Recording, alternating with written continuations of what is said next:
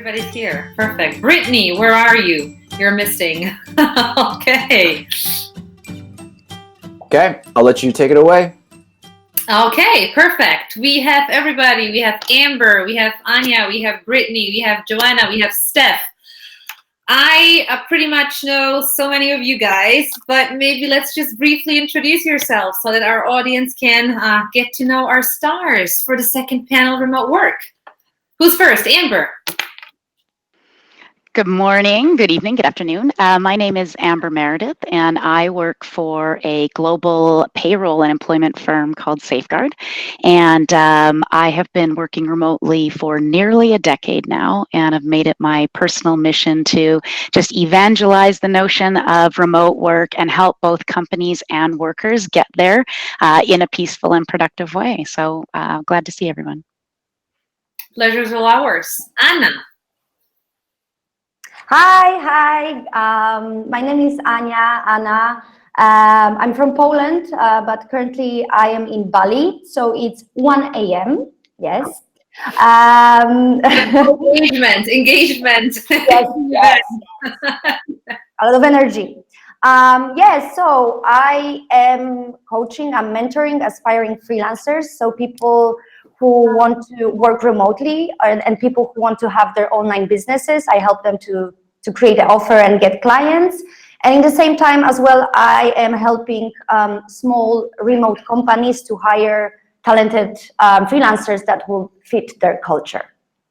Yeah. Cool. Brittnee. Hey everyone, this is Brittnee Bond from Remote Collective. So I own a company called Remote Collective, and our goal is to give everyone the opportunity to work remotely. And we do this through education. We have an entire YouTube series where we traveled around the world interviewing everyone related to remote work. And I also consult teams on how to create remote work programs. And then on a personal level, I also do business consulting for women entrepreneurs to launch and scale their business.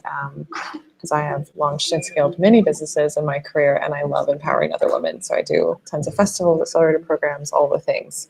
And yeah, happy to be here. Cool. All women in this panel this time, so we're gonna rock this panel for sure. Okay, Joanna, you're next. Alrighty, so hi guys, my name is Joanna and I'm from Poland. I'm located in Gdańsk and I am a senior recruitment specialist in Netguru. Netguru is a remote-first company, one of the fastest growing software consultancies in the world. We skyrocketed from like 30 to over 600 employees. So we have 9 offices in different cities in Poland, and we are expanding to other locations, but we believe in remote work, and this is, what we evangelize as well. And before joining Netguru, I've worked as a headhunter. I've managed a team of recruiters while living in Melbourne, Australia. And most recently, I've led some business development activities and some marketing as well, working entirely remotely. And I have actually been working with remote teams or working remotely since 2010. So nearly a decade now, and I really do believe that this is the future of the organizations and a unique work cultures. No doubt you're in the right panel. I mean, yeah, definitely. Okay, Steph, what about you? Hey guys, I'm Steph. So I've been working remotely for over 3 years. For most of that, I spent my time at a company called Toptal, which is a very large remote workforce that many of you maybe are familiar with. Most recently at Toptal, I was leading their publications team, which was a completely remote team of around 20 people. Very recently, I actually switched jobs, but I'm still remote. So I'm actually at a company called The Hustle, which some of you may be familiar with their daily email. So I'll be working on a product called Trends that they launched in June. And I'm calling in from Bali. So Anna, if you're around, I'm in Canggu. So it's also one for me. And then in addition to all that, I write actively about remote work, women in tech, and I'm also a self-taught developer. How cool is this? You're 2 in Bali. You can actually give you a heads up. I'm meeting Brittnee tomorrow in Berlin. That's kind of perfect. Talk about remote, right? Yeah, that's what we'll be doing. Okay, so we're all remote. Maybe that's going to be a silly question, but I still have it prepared. And Brittnee, it's going to be for you for sure, because I see you're traveling all over the world nonstop, and I enjoy your videos so much. Is it a trend or is it reality, remote work? What do you think? It's definitely the future. I mean, my background is consulting for co-working and co-living spaces. And I remember like 5 years ago when I first got into it, people were like, what the heck is co-working? And now it's so mainstream. And I see that that is what's going to happen with remote work. It's like everyone's kind of realizing that it's possible. And so many of us are traveling, but living and working in Bali and Thailand, all these places, I realized there's this big bubble of us who already work remotely. And I wanted to go back into corporates and bridge the gap and help them transition, because it is the future and it needs to be, we need to like prepare for it well so that our teams can bridge that gap successfully and not like fall on their face. And there's a lot more I can say about that, but it definitely is the future. That's my answer. Right. Okay. I have a question for Amber, because you work with many different companies and you try to make it work for everybody pretty much, but you're a remote work advocate as well. So my question would be, why do you think companies go remote? Why do they do it? Why did they decide to build remote teams in the first place? You know, I think that for every company that employs a remote or a hybrid or flexible model, there are just as many reasons why that company might do it as there are types of workers that want to do that. There is the the obvious that, Anna and Brittnee have alluded to, which is, people are just naturally now drawn to different types of work that and don't require them to keep their butt in a seat every day with someone watching over them, especially the gig economy or on demand or freelance economy, whatever you want to call it. From a corporate perspective, it might just be about asset management and the cost of real estate. So if you look at our West Coast here in the US, it is just insane cost of living there. And so in order to create these office spaces that have all of the cool perks that are going to appeal to your candidates who are in that millennial, zennial tail end Gen Z, you would have to outlay thousands of dollars per square foot per year for each of those folks. And so I think a lot of companies are really starting to evaluate if that's the best investment in their dollar. And then, of course, you've got the type of roles that just naturally work better in a flexible environment. A lot of sales folks, outside sales, alliances, partnership folks, putting them in one spot actually inhibits them from making the connections and the partnerships that they need for them to be successful in their role and their company. So quite honestly, the list is probably longer than the list of pros for, signing a 10-year office lease on a Google campus somewhere in Santa Clara. Yeah, well, that's definitely true. And I think that Joanna will be able to speak up a little bit more on that, since Netguru is a remote first company. Why? Why is it a remote first company? Well, this is a very good question, actually. And I mean, hiring and building remote teams has, so many advantages.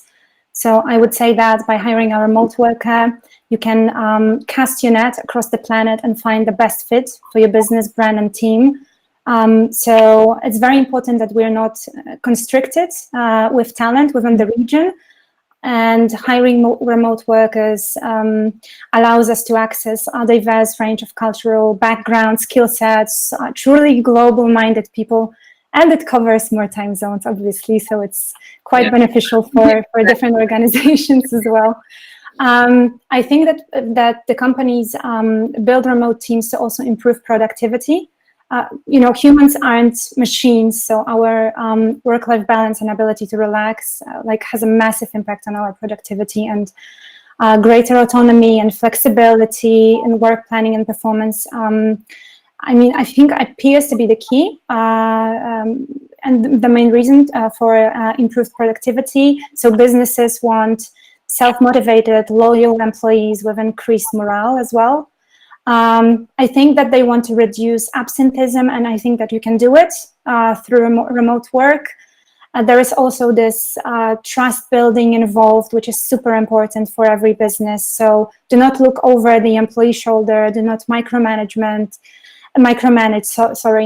but instead give them plenty of flexibility, which in a way could reduce your turnover as well. obviously, this is what Amber said as well. You can cut costs by hiring remote workers.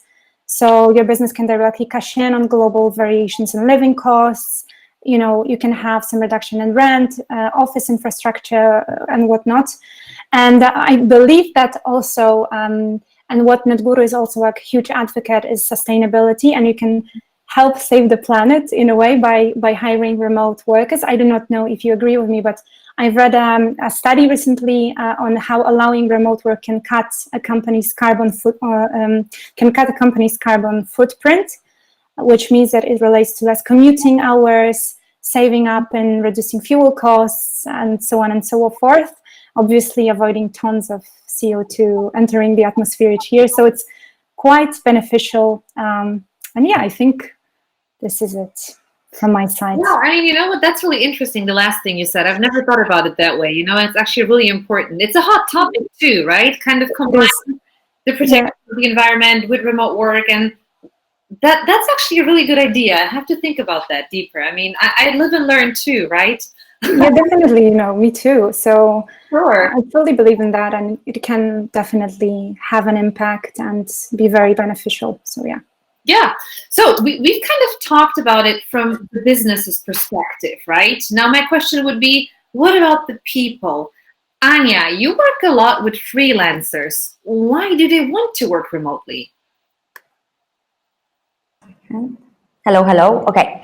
Yes. Oh my God. There are so many reasons I could list here, and we can talk about it for ages, right? But if I could just group some of them or tell you some of them. First of all, it's about location independence, like not being dependent on the physical environment. So obviously there are people who love to travel, young people, this phenomenon of digital nomads. Travel is being more accessible, cheaper. People just realize that now is the time to do that, right?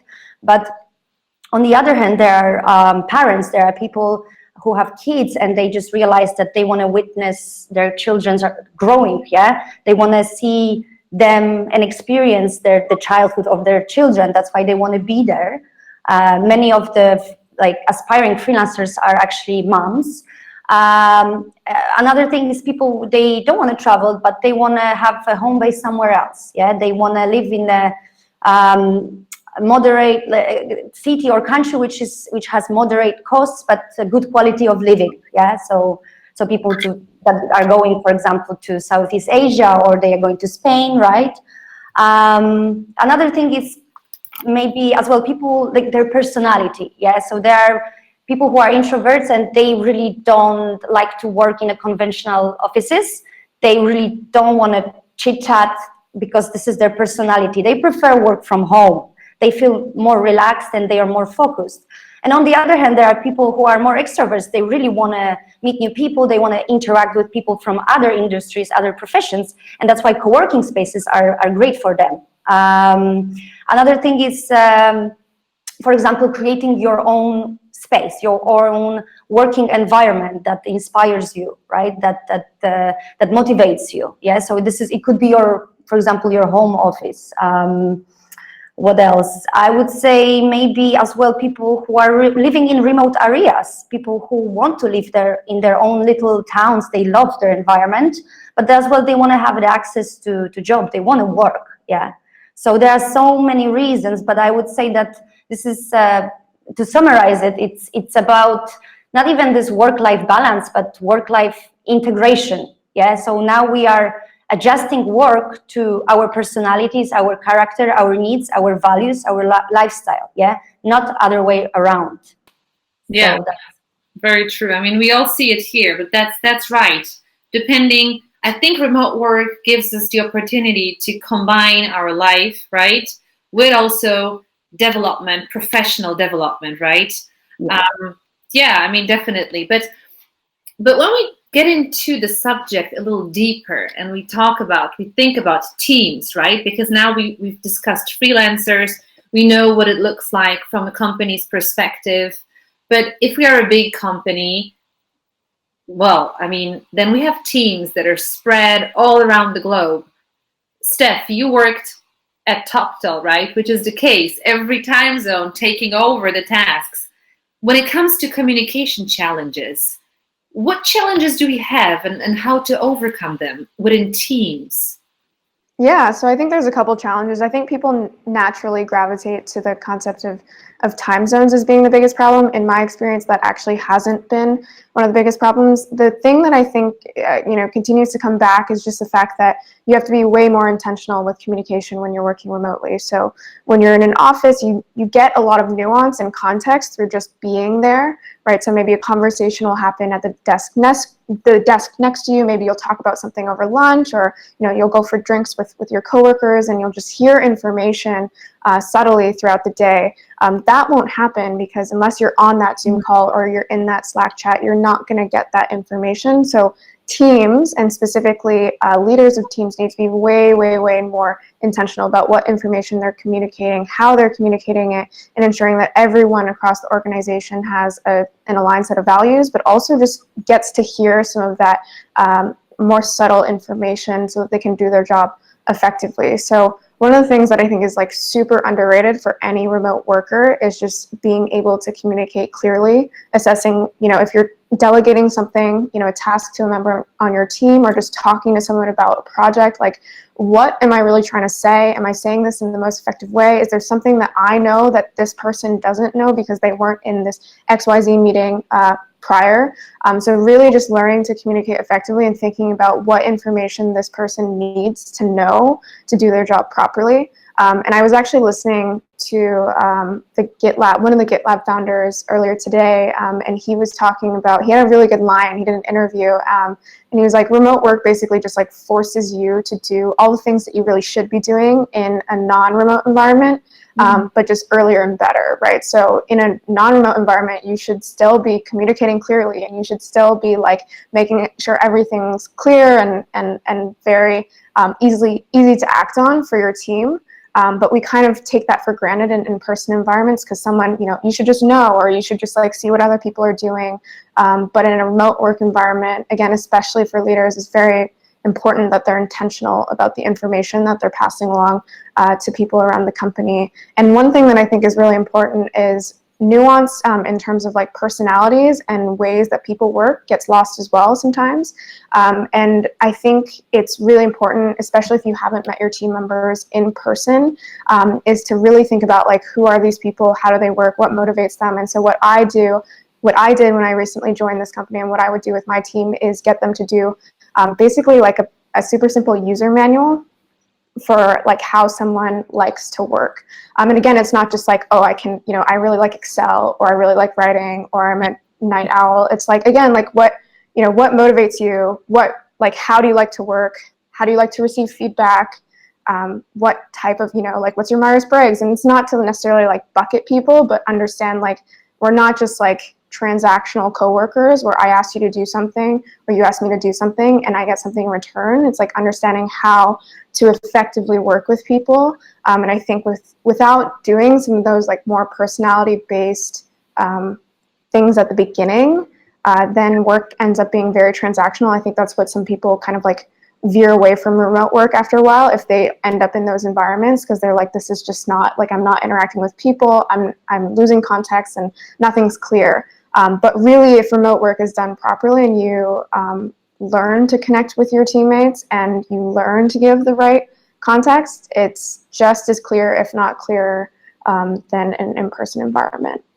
It's actually really interesting and really important what you said, because I'm sure that every one of us, not only the speakers, but also our audience, we've experienced this in our life, that sometimes you got an email from someone and you're kind of thinking, what's behind that email? Is this supposed to be rude? Is this supposed to be challenging? And I had the situation myself several times that whenever I read an email, I was like, no, what's wrong? And then I met the person actually, and they're like, oh, no, that's fine, Nadia, no worries, And I think that this is, Steph, exactly what you said, that in the very beginning, when we find out how people feedback each other, how they communicate, we also see how our message is going to be received, right? And if we are really reaching what we are interested in, to let them know, right? So yeah, I mean, I'm sure we've all been there, done that. But I actually see that. Yeah, I think it's also. No, move on. I was Please. just going to quickly add on to that. I think it's also important for people to, over time, recognize like what types of conversations should happen, like face to face on video versus in Slack, because I think a lot of people just like defer to Slack for everything when you work on a remote team. But anything that requires like legitimate feedback, or it's like a strategy session, or something that like really requires like interaction with another human being, and that nuance of like, okay, what does your face say? Like, are you giving me feedback that I really like, I'm in trouble with my job, or are you just like sending me, hey, like, I think, have you thought of this, right? And like, when you have those video conversations or in-person conversations, there you get that nuance. And so I think people should really be intentional as well about like, what medium am I communicating with? It doesn't need to be like super scientific, but like use your best judgment. Like if you're going to give someone like serious feedback about their performance, don't do it over a Slack message or an email. Right. That's really important, right? We all know it, but I mean, to stress it again is never enough. By the way, we have so many votes on one particular question, and I saw Brittnee was also typing saying, hey, I really want to answer that. So I say it's a really hot topic. Everybody's going to answer. Maybe let's start with Brittnee since she was jumping in first. The question is, how can hybrid teams communicate without excluding remote workers from conversations? Informal contributions, for example. Brittnee, what do you think? Okay, so from someone who has worked as the only remote worker in a hybrid team, I know this from like very painful personal experience. My background's in corporate law, and I can internally made all of our systems paperless so that I could work remotely in Costa Rica, and they would like bring in the laptop into the room, into the conference room. But I missed so much when it was like, I hate this term, but like the water cooler stuff where you just don't get like the one-on-one communication with people. But the thing that saved us as a team, and this is what I integrate with a lot of other teams, is how important every single piece of communication needs to be in writing. So because I worked in the legal field, we legally had to write it down. So I would have a conversation with someone in person, and then we would have to go back to our desk and write an email, like in writing, saying what we had agreed on and what we were going to do with the case and all these things. And so now with Teams, I integrate that into the process. So it takes a little bit more effort, right? Like if you have a bad company culture in person, that's only going to get worse when someone's remote. And so this is why it takes a little bit more effort to get your systems in place, not just of your tech, but of your actual communication. But if everyone gets into the flow of like anything that's talked about or discussed, it just gets thrown into whatever main communication channel you have for your team, whether it's Slack or email. I hope it's not just email. Then that will help keep everyone in the loop. And knowing that people are wanting to help keep you in the loop makes you feel more connected as a team. And one thing I always do when I work with teams is I make the CEO work remotely for a day or two, just so he knows what it feels like, because so much time is wasted when people don't really understand what other people are going through. So if everyone has to work remotely at least for a day or two, just to see what it's like, even if they want to work in the office, that's cool, but they need to know what it feels like. And I think that kind of kills a lot of the problems. True, because, some people think about work, that means sitting like this in front of your desktop at work, right? Is this really working? Let's talk about effectiveness.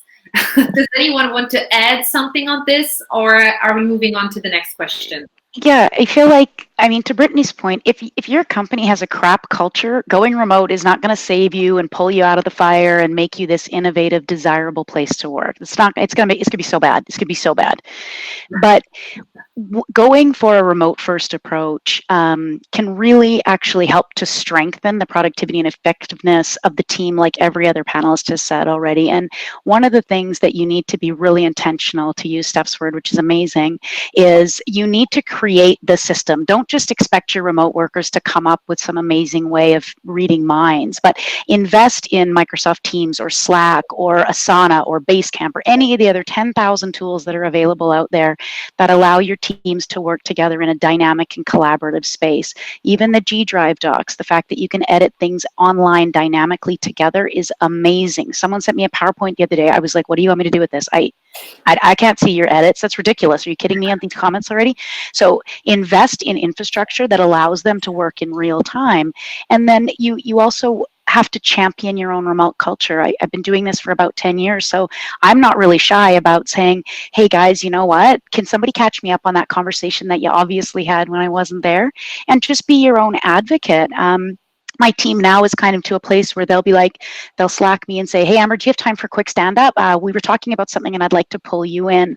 Great. You know what? My calendar's always up to date. So you can also see when I'm online and when I'm active and when I've said I'm not active anymore. So there is a component of technology that can do all of this heavy lifting, and that paired with a great culture and a willingness to try it out and the intentionality that Steph talked about is actually a really amazing recipe for success. And you know, Mohammed, to your specific question, those informal contributions, you can't just sort of elbows up and muscle your way in. You have to create that culture amongst your team that says, you know, I want to bring Joanna into this conversation because it feels like she should be here to contribute. And then it just really becomes second nature for your team to be like, oh, somebody pull up Amber's calendar. Can we get her on a Hangout, Skype, whatever, real quick?